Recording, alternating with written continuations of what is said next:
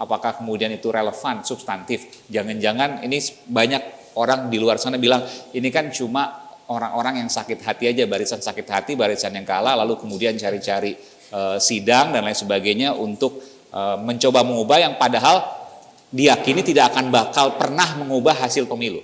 Ya, kita tidak bicara terkait dengan apakah itu akan mengubah hasil pemilu atau tidak, karena kita pengen. Tapi sebentar, gugatan class action itu ada rencana.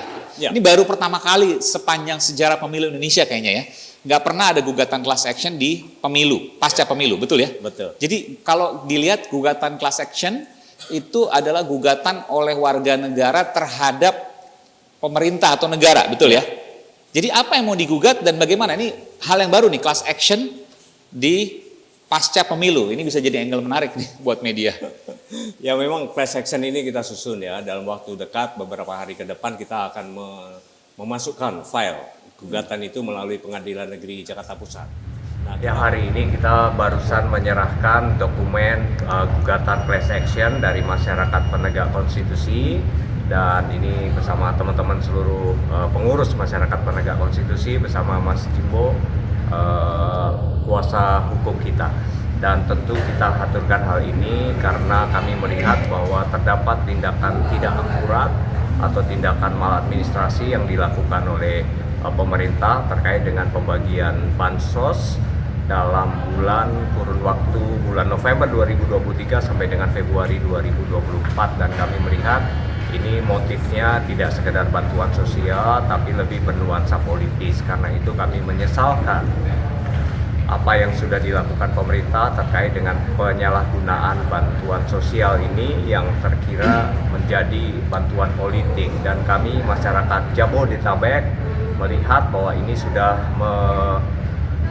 mengalami kerugian kurang lebih sekitar 1,4 triliun, sehingga kami mengadukan hal ini kepada Pengadilan Negeri Jakarta Pusat. Kira-kira itu ya Mas? Ya. Kira-kira apa yang bisa disampaikan? Dan secara resmi gugatan sudah kita daftarkan, dan nanti untuk proses administrasi berikutnya nanti hari Senin nomor perkaranya sudah dapat kita peroleh. Dan setelah nomor perkara sudah ada, kita tinggal menunggu jadwal persidangannya.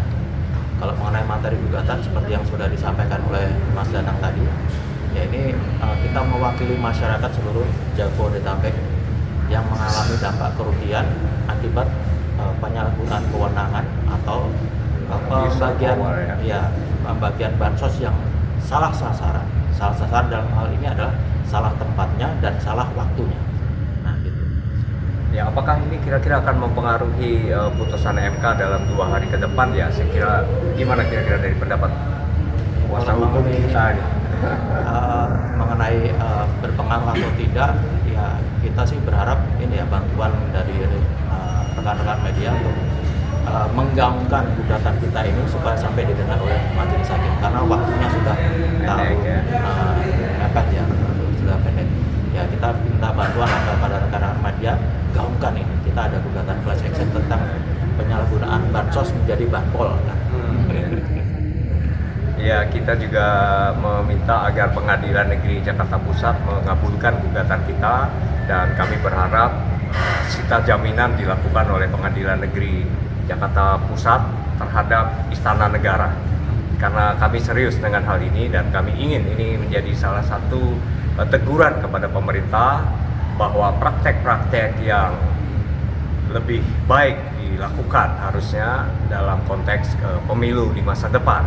Dan tentu saja yang situasi hari ini kami lakukan untuk melakukan sebuah kritik dan pendidikan politik yang baik kepada pemerintah dan juga kepada masyarakat umum, bahwa kita memiliki hak-hak yang tidak boleh diabaikan oleh pemerintah hanya gara-gara pemerintah ingin kerabatnya, putranya atau teman-temannya melanjutkan kekuasaan ini.